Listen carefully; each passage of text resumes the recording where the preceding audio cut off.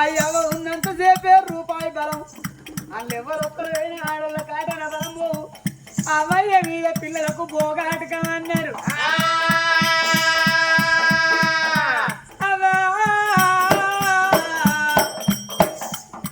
ఈ ప్రపంచంలో అవను ఓడగొట్టుకున్న బిడ్డలు లేరా, అయ్యను ఓడగొట్టుకున్న కొడుకులు లేరా, పిల్లలకు దూరమైన తల్లు లేరా, తల్లకు దూరమైన పిల్లలు లేరా.